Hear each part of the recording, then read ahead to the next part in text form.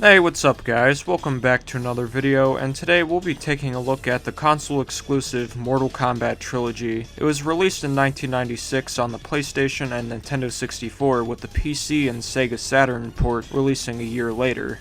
The two versions we'll be taking a look at today are the PlayStation and Nintendo 64 versions, since those were the two main versions that people played. Now, let's start with the PlayStation version. The PlayStation version of Mortal Kombat Trilogy was released in October of 1996, and it was a big game for the time. Every character that was in a Mortal Kombat game at that point is here, including classic versions of Jax, Kung Lao, Kano, and Raiden. All the stages that were included in MK2, MK3, and UMK3 are included in MK Trilogy. But only 4 backgrounds from the original Mortal Kombat are featured: Courtyard, Goro's Lair, the Pit, and the Pit Bottom. MK Trilogy introduces the Aggressor bar, which fills up the combatant's fight twice as much as the opponent is blocking. Once the bar is filled up, it grants the character fast movement and greater attack damage for a short period of time.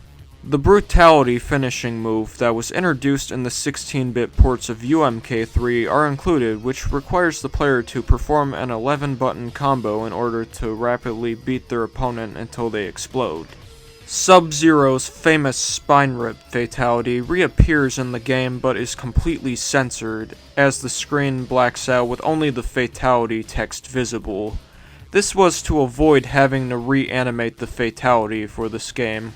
The only few negatives I have with this version is the load times. The load times are really long, but there's some settings that makes the game faster. You can turn off the buy-in screen to make the game load quicker, and you can turn off the versus screen in between rounds. There's also a setting for Shang Tsung where you can limit his morphs so the game wouldn't have to load every time you morph into another character.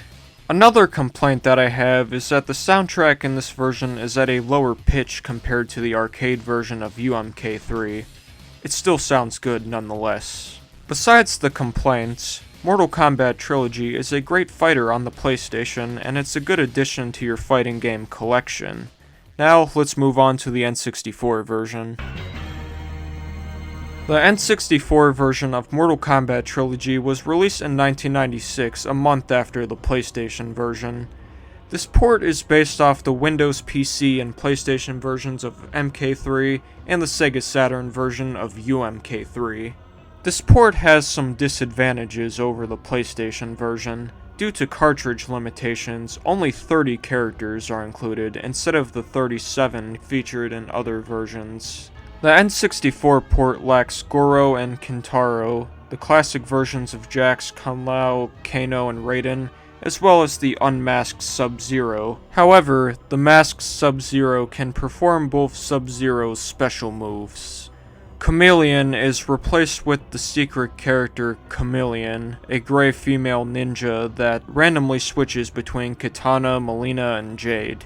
The N64 version of this game, like MK3 and UMK3, provides the player an Ultimate Combat Code screen after the single-player game is over, where a 6-digit code can be entered to unlock Human Smoke and Chameleon for normal play. The main drawback with the N64 version is the sound quality. The voice samples and sound effects sound so compressed that it just sounds fuzzy, worse than the Super Nintendo games. Round one, fight. And the music? The less said the better. Here's a quick comparison with the N64 and PlayStation music.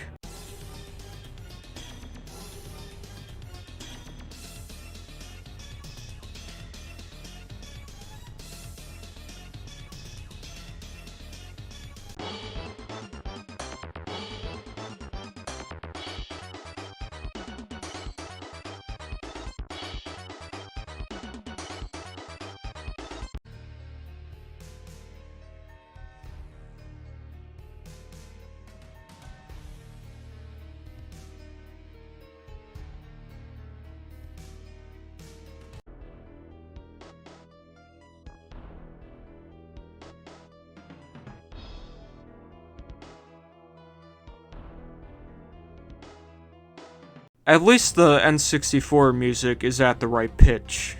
Despite the downgrades, some players and tournament organizers actually prefer the N64 version over the PlayStation version. First off, there's a new game mode that was introduced that wasn't in the PlayStation version: 3v3 battles. This mode was exclusive to the N64 version, and it's still played to this day in most tournaments. There's zero load times since the game is on a cartridge. Some of the characters have exclusive fatalities, and it has a new stage that wasn't in the PlayStation version. The game controls well even with the N64 controller. Overall, Mortal Kombat Trilogy on N64 is a great port. It has some disadvantages over the PlayStation version, but it has some advantages that makes it better than the PlayStation version. If you had to pick which version of Mortal Kombat Trilogy to buy, either one is fine. It's a matter of preference on which one you like better. Both versions have their advantages and disadvantages. No matter what version you play, you will still have a fun time with this game. That's all for this video. Until next time, thank you for watching. Hey, what's up guys? Welcome back to another video, and today we'll be taking a look at Mortal Kombat 4, but before we do that, let's go over some brief history of the game. Mortal Kombat 4 was released into arcades in the fall of 1997, and it was the first 3D entry in the series, and it was the last game in the series to be released in arcades.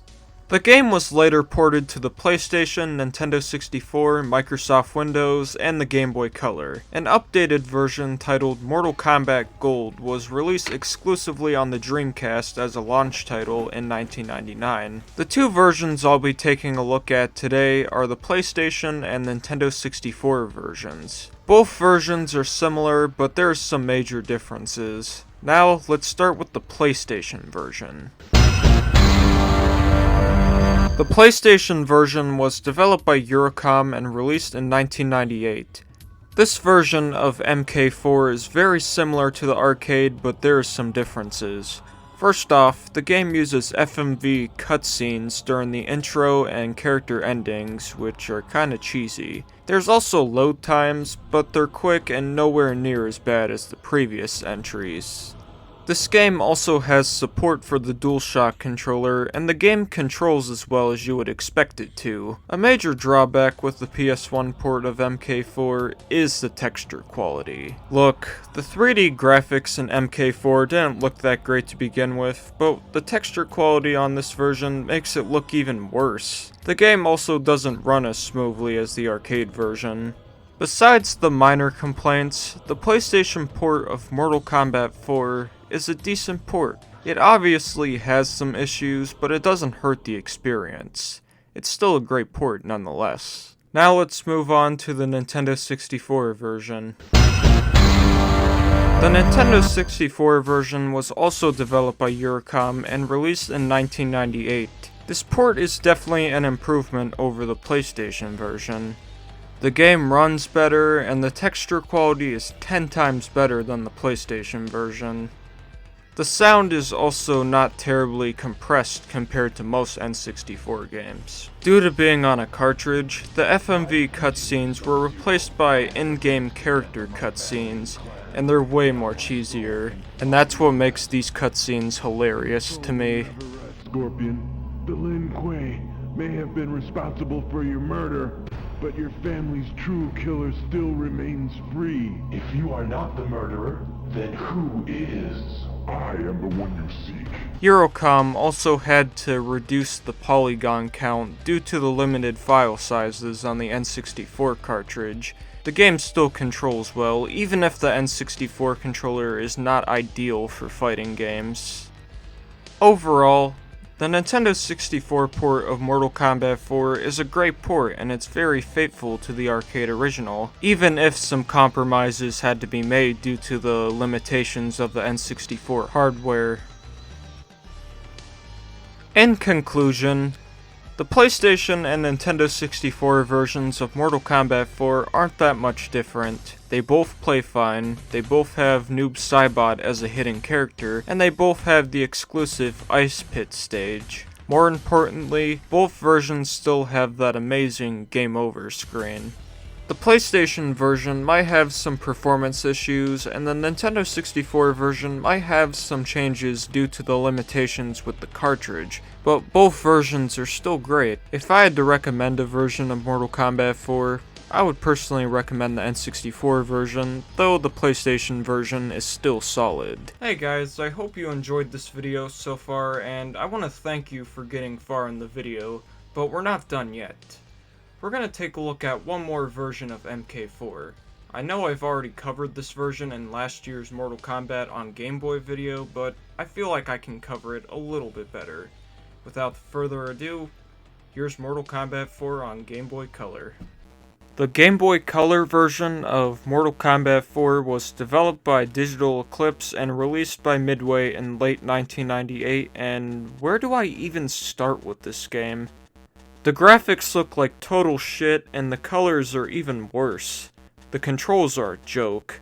The soundtrack is terrible, and I hope you enjoy that endless loop, because that's all you hear the entire game. From the title screen to the fighter select, and the game itself, you hear the same endless loop over and over again.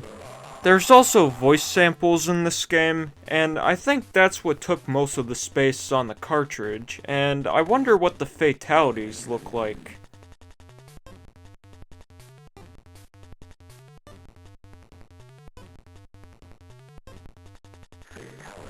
Wow, I'm disappointed. Rather than actually animate the fatalities for this game, they just took frames from the arcade version and put it on a Game Boy cartridge. Now I'm wondering, how long did it take Digital Eclipse to develop this game?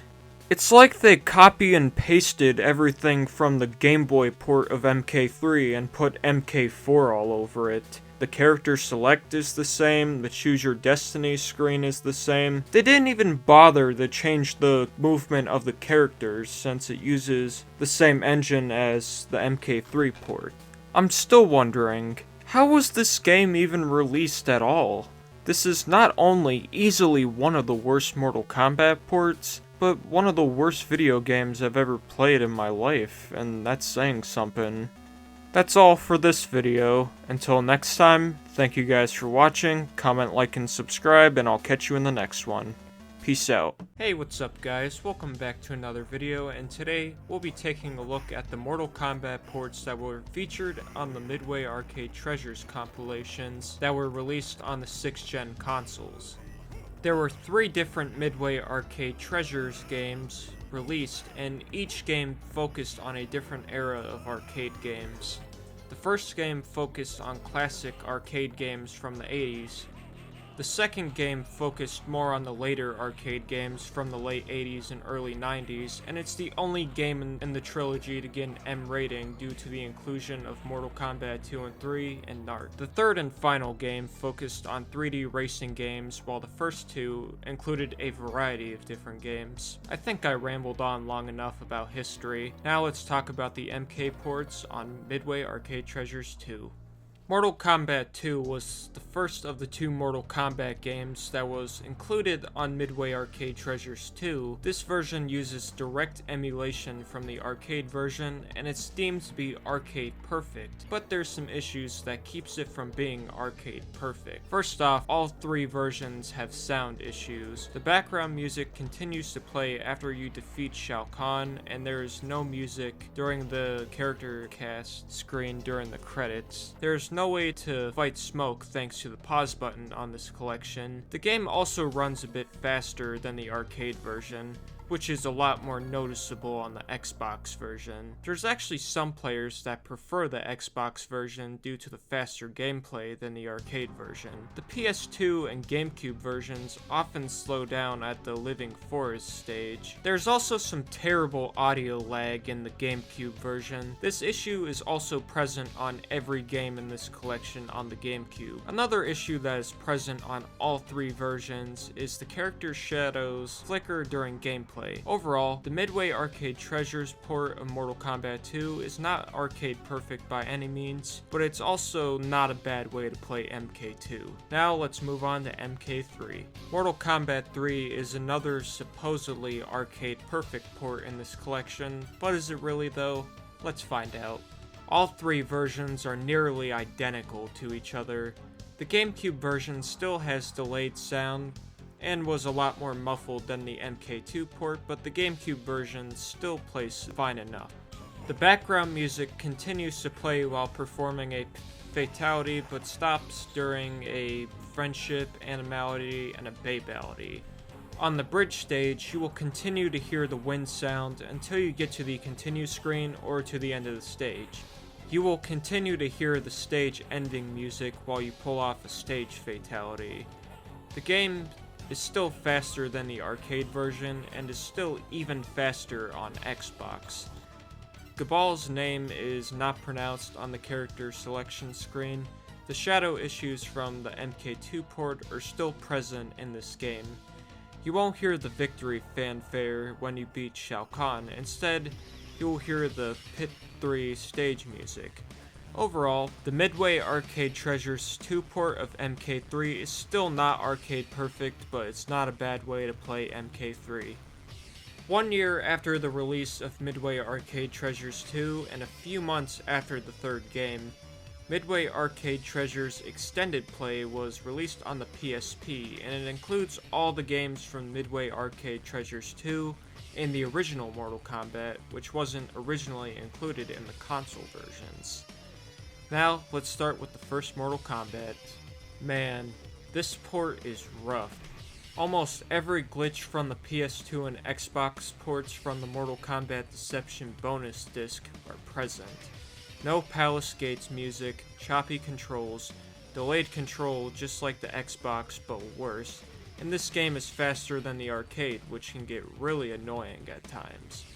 The resolution is stretched to fit the PSP screen, and there's no way to change it back to the original resolution.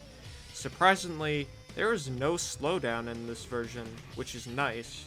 But the main thing that really hinders this port is it only runs at 30 FPS. And this is a reoccurring problem in all three games in this compilation.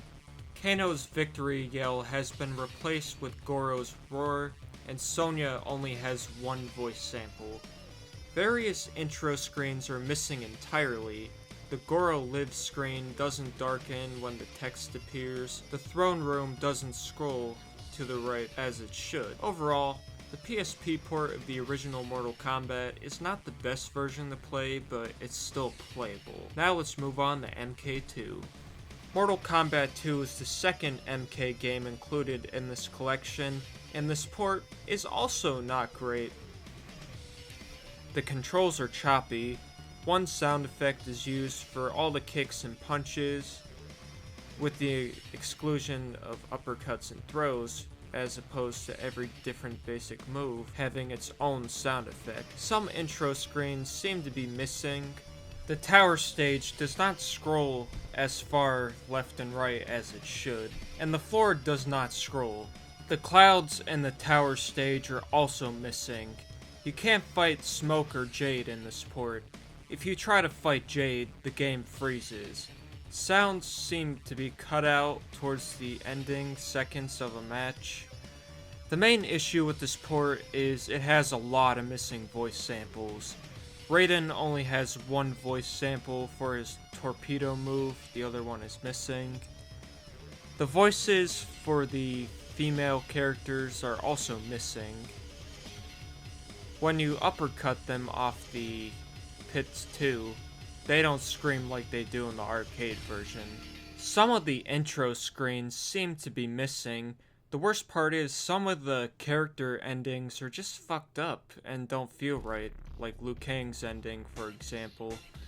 I saved this for last, but the main thing that really kills this port is there are load times.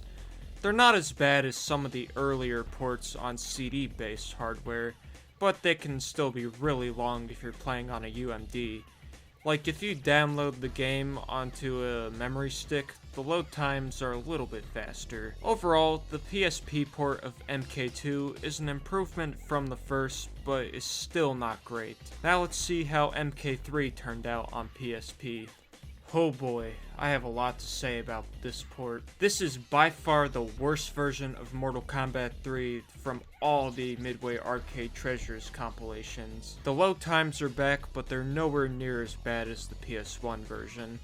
All of the sound issues from Midway Arcade Treasures 2 are present, but there's more. During various parts of the ending where Shao Kahn explodes, the game freezes for half a second and the game plays the wrong track. Randomly, the game will freeze for half a second at the Pit 3 stage. Floors on the backgrounds no longer have their scrolling effects. Cabal's name is not announced on the character selection screen again. Sound glitches when loading between fights, music from the previous stage will play before going onto the proper stage music. Sounds are cut every time new characters pop up for the ending credits. Sindel's ending, the word year is cut to ye. Cabal's ending cuts after the line he will give. Sub-Zero's ending has the word his at the end on a new line. You should forget about using robot smoke unless you use the action replay because you will need 2 PSPs to unlock him. Also, the analog stick is glitchy and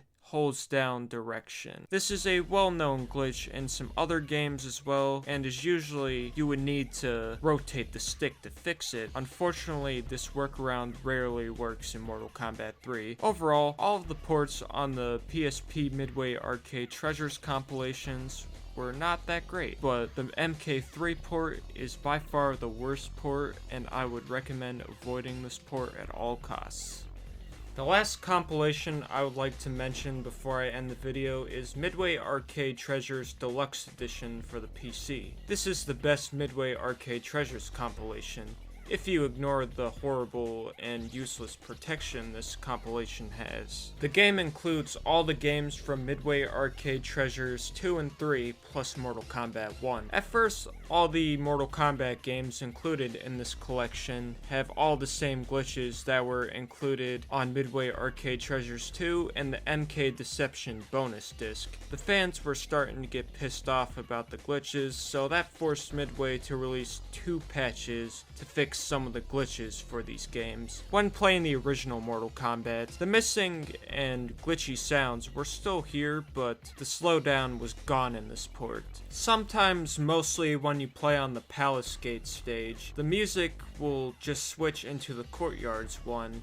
This version of MK1 is way better than the ports that are released on the PS2, PSP, and Xbox, but it's not better than the arcade version. The port of Mortal Kombat 2 is completely identical with the one that appeared in Midway Arcade Treasures 2. Every single glitch / different that exists there is here too, except the slowdowns. The game is still faster than the arcade, but now it's way more acceptable. You can configure a pad for these games, but the only annoying thing is you would have to configure it separately for every single game. This compilation has potential, of course, but it's not better than the arcade version in any way. At last, MK3. Again, no slowdowns, which is nice. As for the gameplay, it's still like the Midway Arcade Treasures versions. When playing this compilation, don't forget to install the patches first to skip some of the sound issues. Overall, Midway Arcade Treasures Deluxe Edition has the best versions of these games on these compilations. I would recommend installing the patches to have the best experience with these games. In conclusion, the Midway Arcade Treasures ports of Mortal Kombat do have some issues, but they're still playable. They're not necessarily the best way to experience the classic MK trilogy, but it's still a good way to play classic Mortal Kombat, like if you never tried any of the games in the franchise, or if you only have the 6th gen consoles, except the PSP ports. Those ports are not good, and I would recommend avoiding those ports. Until next time, thanks for watching.